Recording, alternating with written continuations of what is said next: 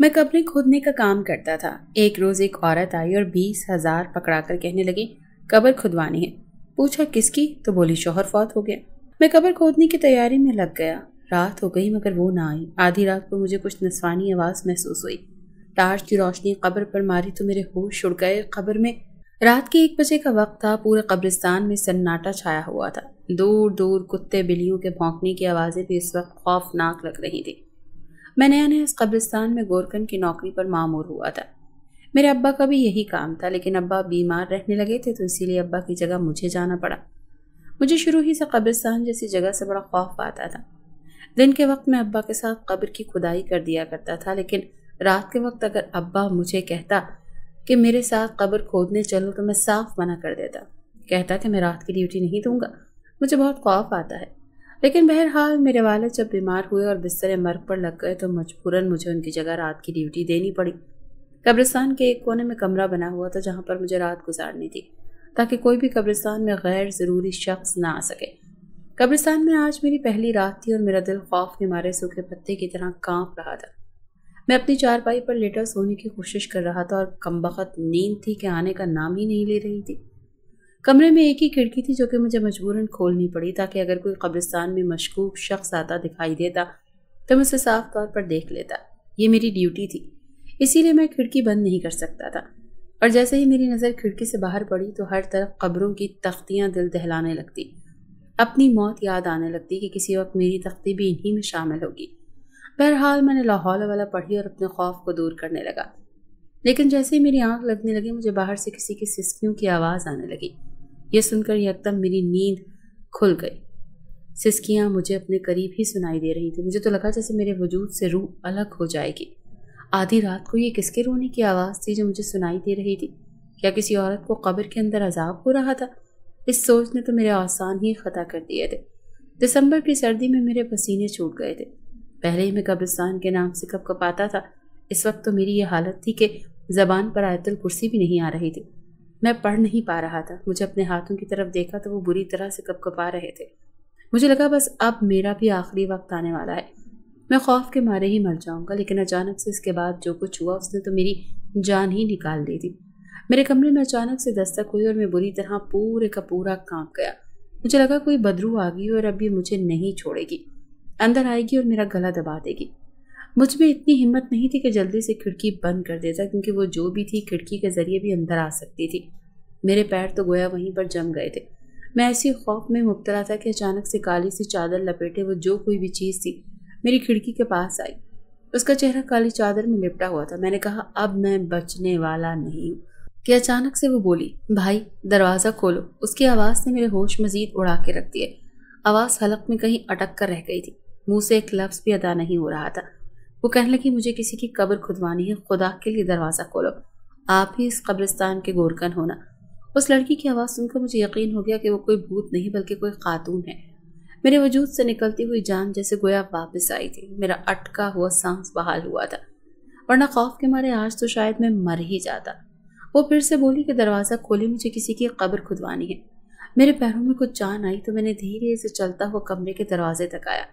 میں نے دروازہ کھولا تو وہ اکیلی ہی خاتون تھی اور اس کے ساتھ کوئی بھی موجود نہ تھا۔ پھر میرے ذہن میں آیا کہ رات کے اس پہر ایک اکیلی عورت بھلا قبرستان میں کیوں آئے گی؟ پھر میرے دل میں خوف کی لہر اٹھنے لگی۔ وہ میرے کمرے میں بلا تکلف اندر آ گئی اور کہنے لگی کہ مجھے قبر کھدوانی ہے۔ میں نے کہا آپ کے ساتھ کوئی مرد نہیں آیا؟ کہنے لگی نہیں، میرا کوئی بھی سہارا نہیں ہے، اسی لیے میں خود آئی ہوں۔ میں نے کہا آپ کو کس کی قبر کھدوانی ہے؟ تو کہنے لگی اپنے شوہر کی۔ میرے شوہر کا انتقال ہو چکا ہے، مجھے اس کی قبر کھدوانی ہے۔ میں نے کہا رات کے اس پہر؟ کہنے لگی ہاں۔ تم قبر کھودو، ابھی میت کو لے کر آتی ہوں۔ یہ کہہ کر وہ پلٹ گئی۔ 2-4 قدم ہی اس نے باہر کی طرف بڑھائے کہ پھر واپس مڑ کر مجھے کہنے لگی کتنے پیسے لوگے قبر کھودنے کے؟ میں نے کہا 20,000 15,000 قبر کی جگہ کا اور 5,000 کھدائی کرنے کا۔ لیکن کیا ہی اچھا ہو کہ اگر آپ صبح آ جائیں۔ میری بات سن کر اس کے چہرے کی رنگت اڑ گئی اور وہ نفی میں سر ہلانے لگی۔ کچھ بدحواس بھی ہو گئی، لیکن اپنی بدحواسی مجھ سے چھپا رہی تھی۔ کہنے لگی نہیں، میت کی حالت ایسی نہیں ہے کہ میں اسے صبح تک کا انتظار کروں، آپ ابھی قبر کھودیں، میت لے کر آتی ہوں۔ وہ جانے لگی تو میرے ذہن میں ایک اور سوال کل بلانے لگا۔ میں نے کہا بات سنیں۔ میری آواز پر وہ پھر رک گئی۔ مجھے پلٹ کر دیکھنے لگی۔ میں نے کہا جب آپ کے ساتھ کوئی مرد ہے ہی نہیں تو آپ میت کیسے لے کر آئیں گی؟ کہنے لگی کہ میں کچھ نہ کچھ انتظام کرتی ہوں، آپ بس قبر کھودیں۔ یہ کہنے کے بعد اس نے اپنی چادر کے پلو سے بندھی ہوئی گٹھا کھولی اور ایک 5000 کا نوٹ میری طرف بڑھا دیا۔ کہنے لگی یہ ایسے رکھ لو، باقی دفنانے کے بعد دے دوں گی۔ یہ کہہ کر وہ جا چکی تھی، لیکن میں سوچ میں پڑ گیا تھا کہ ایک اکیلی عورت رات کے 2-2:30 بجے قبرستان میں آتی ہے اور مجھ سے کہتی ہے کہ میں اس کے مردہ شوہر کی قبر کھودوں۔ بہرحال میں نے یہ کونے میں رکھا بیلچہ پکڑا اور باہر نکل گیا۔ باہر ہر سو خاموشی اور سناٹا تھا۔ پھر سے وہی خوف ابھرنے لگا تھا، لیکن خیر میں نے اپنے آپ کو تھوڑا مضبوط کیا اور ایک خالی جگہ کو ڈھونڈ لیا اور قبر کھودنی شروع کر دی۔ 20 سے 25 منٹ لگے تھے۔ میں قبر کھود چکا تھا، لیکن وہ عورت ابھی تک نہیں آئی تھی۔ میں وہیں ایک سائٹ پر بیٹھ کر اس کا انتظار کرنے لگا۔ آدھا گھنٹہ، 1 گھنٹہ، 2.5 گھنٹے گزر گئے، لیکن وہ نہیں آئی۔ اب تو کچھ دیر بعد لگ رہا تھا جیسے فجر کی اذانیں شروع ہو جائیں گی اور دن روشن ہو جائے گا، لیکن فی الحال تو گھپ اندھیرا ہو رہا تھا۔ نیند کی وجہ سے میں بے حال ہو رہا تھا اور اب تو میری آنکھیں بھی کھلنے سے انکاری تھی۔ میں وہیں بیٹھ کر مٹی کے ڈھیر کے ساتھ ٹیک لگا کر اپنی آنکھیں بند کر لی۔ پھر مجھے نہیں یاد کہ میری آنکھ کب لگی۔ سورج سر پر آ گیا تب اچانک سے میری آنکھ کھلی۔ میں ابھی بھی مٹی کے ڈھیر کے ساتھ ٹیک لگائے بیٹھا تھا۔ میں یکدم سے بوکھلا کر اٹھا، دیکھا تو قبر کا گڑھا خالی تھا اور وہ عورت نہیں آئی تھی۔ مجھے حیرت ہوئی کہ آخر وہ کہاں گئی، اسے تو اپنے شوہر کو دفنانے کے لیے آنا تھا۔ بہرحال صبح کے 7 بج چکے تھے اور اسی لیے میں اٹھ کر واپس اپنے کمرے میں چلا آیا کہ جب آئے گی تو دفنانے میں مدد کر دوں گا۔ میں 9 بجے اٹھ گیا تھا تو بھی وہ عورت نہیں آئی تھی۔ اسی وقت اس علاقے کا ناظم قبرستان کے اندر آیا تو کھلی قبر دیکھ کر مجھ سے پوچھنے لگا کہ تم نے اسے کیوں کھودا ہے؟ میں نے اسے کہا کہ ایک عورت نے رات کو مجھ سے یہ کہا تھا کہ قبر کھودو، میں اپنے شوہر کو لا رہی ہوں اور وہ ایسی گئی کہ ابھی تک لوٹی ہی نہیں۔ وہ کہنے لگا یہ کیا بات ہے، اور تم کیا بے وقوف ہو جو بنا ایڈوانس لیے ہی تم نے قبر بھی کھود دی؟ وہ مجھ پر غصہ کرنے لگا۔ میں نے کہا نہیں صاحب، ایڈوانس تو وہ دے کر گئی ہے۔ میں نے 5000 کا نوٹ نکالا اور ناظم کے ہاتھ میں رکھ دیا۔ ناظم نے جھٹ سے میرے ہاتھ سے نوٹ پکڑا اور جیب میں ڈال لیا۔ کہنے لگا جب وہ عورت آئے تو پھر تم دفنا دینا اور باقی کی رقم مجھے دے دینا۔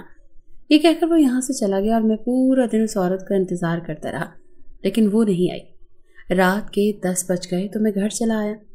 کھانا وانا کھا کر مجھے رات کی ڈیوٹی قبرستان میں دینی تھی، اسی لیے گھر سے کھا پی کر 11 بجے تک میں واپس آیا۔ اس وقت قبرستان میں بالکل سناٹا تھا۔ میں یہ سوچ رہا تھا کہ عورت کیوں نہیں آئی۔ میں پچھلی رات اور دن بھر جاگتا رہا تھا، اسی لیے کمرے میں جا کر سو گیا۔ رات کے 2 بجے پھر سے مجھے قبرستان میں آہٹوں کی آواز آنے لگی، پھر وہی رونے کی آواز آنے لگی۔ میں اٹھ کر پریشان ہو کر بیٹھ گیا۔ کل سے زیادہ آج مجھے ذرا کم خوف محسوس ہو رہا تھا۔ میں نے اپنے ہاتھ میں ایک ٹارچ لائٹ پکڑی اور اپنے کمرے سے باہر نکل گیا۔ مجھے بظاہر کوئی بھی نظر نہیں آ رہا تھا، لیکن سسکیوں کی آوازیں ویسے ہی آ رہی تھی۔ میں ایسی آوازوں کے تعاقب میں چلنے لگا اور میرے ہوش تو اس وقت اڑے جب مجھے وہ سسکیوں کی آوازیں اس گڑھے میں سے آ رہی تھی جو کہ میں نے اس عورت کے شوہر کے قبر کے لیے کھودا تھا۔ 10 قدم پیچھے ہی میرے قدم رک گئے تھے۔ اب سسکیوں کی آوازیں بھی تھوڑی بلند سنائی دے رہی تھی، لیکن مجھ میں اتنی ہمت نہ تھی کہ میں آگے بڑھ کر اس گڑھے میں دیکھتا۔ مجھے سمجھ نہیں آ رہا تھا کہ کیا کروں اور کیا نہ کروں۔ اس وقت اس قبرستان میں میرے علاوہ کوئی نہ تھا اور اکیلے میری اتنی ہمت نہ تھی کہ میں اس گڑھے میں جھانک کر دیکھتا۔ کچھ سمجھ نہیں آ رہی تھی کہ اب کیا کروں۔ مجھے اس گڑھے سے باہر ایک ہاتھ نظر آیا اور یہ دیکھ کر پہلے تو میری جان نکل گئی، پھر میں قریب ایک قبر کی بڑی سی تختی کے پیچھے چھپ گیا۔ ٹارچ لائٹ بھی بند کر دی۔ ہلکی روشنی قبرستان میں موجود تھی اور پھر بھی خوف کے مارے میں سوکھے پتے کی طرح کانپ رہا تھا کہ نہ جانے قبر سے کون نکل رہا ہے۔ میں نے دیکھا کہ باہر نکلنے والی وہی عورت تھی جو ایک دن پہلے اپنے شوہر کے لیے قبر کھدوانے کا کہہ کر گئی تھی۔ اسے دیکھ کر تو میرے ہوش اڑ گئے تھے۔ وہ رو رہی تھی، اپنی کالی چادر اس نے اپنے اوپر لپیٹ رکھی تھی، اسے اپنے آنسو پہنچ رہی تھی اور اسے دیکھ کر میرا دماغ گھوم کے رہ گیا تھا۔ وہ اس وقت اس قبر کے گڑھے میں کیا کر رہی تھی؟ بس یہی ایک سوال میرے دماغ میں گھوم رہا تھا۔ پھر میں نے دیکھا کہ اس نے اپنی چادر اتاری اور اپنی قبر کی تختی پر رکھ دی۔ وہ بے حد خوبصورت قسم کی عورت تھی، بلکہ عورت نہیں لڑکی لگ رہی تھی، دبلی پتلی خوبصورت سی لڑکی۔ مٹی کے لگے ڈھیر سے وہ اپنے ہاتھوں سے مٹی اٹھا اٹھا کر اس گڑھے میں ڈالنے لگی، ساتھ ساتھ وہ رو رہی تھی۔ میں نے کچھ ہمت پکڑی اور ٹارچ لائٹ جلا کر اس کے پاس چلا گیا۔ جیسے ہی میں اس کے پاس گیا وہ کچھ گھبرا گئی تھی۔ مجھے دیکھ کر فٹافٹ سے قبر کی تختی سے اس نے اپنی چادر اٹھائی اور خود پر لپیٹ لی۔ مجھے دیکھ کر بہت بدحواس سی ہو گئی تھی۔ میں نے کہا تم وہی ہو نا جو پچھلی رات میں اپنے شوہر کی قبر کھدوانے آئی تھی، جو کہہ رہی تھی کہ میرے شوہر کا انتقال ہو گیا ہے، اسے دفنانا ہے؟ میری بات پر وہ کہنے لگی کہ میں اپنے شوہر کی میت کو صرف قبرستان لا رہی تھی، لیکن عین وقت پر میرے دیور اور سسرال والے آ گئے، زبردستی میرے شوہر کی میت کو کسی اور قبرستان میں دفن کر دیا۔ میں نے کہا اچھا، نہ جانے کیوں لیکن مجھے اس کی بات جھوٹی لگ رہی تھی، وہ بار بار اپنی نظریں چرا رہی تھی۔ میں نے کہا ٹھیک ہے، تو تم اس وقت اس گھڑے کے اندر کیا کر رہی ہو اور رو کیوں رہی تھی، اور قبر کو مٹی ڈال کر کیوں بھر رہی ہو؟ میری بات پر وہ اتنی بدحواس ہوئی کہ اس کی زبان سے الفاظ ادا نہیں ہو پا رہے تھے، اس کی زبان بار بار لڑکھڑا رہی تھی۔ کہنے لگی وہ میں نے کہا کہ میں بھی دیکھوں کہ اس گڑھے میں ایسا کیا ہے کہ تم یہاں پر مٹی ڈال رہی ہو۔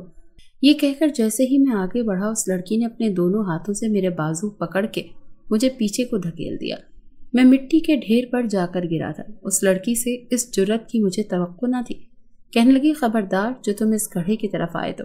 میری حیرت کی تو انتہا نہیں رہی تھی، وہ بے تحاشا غصے میں تھی۔ میں کھڑا ہو گیا۔ میں نے کہا یہ کیا بدتمیزی ہے، کیا چھپا رہی ہو تم؟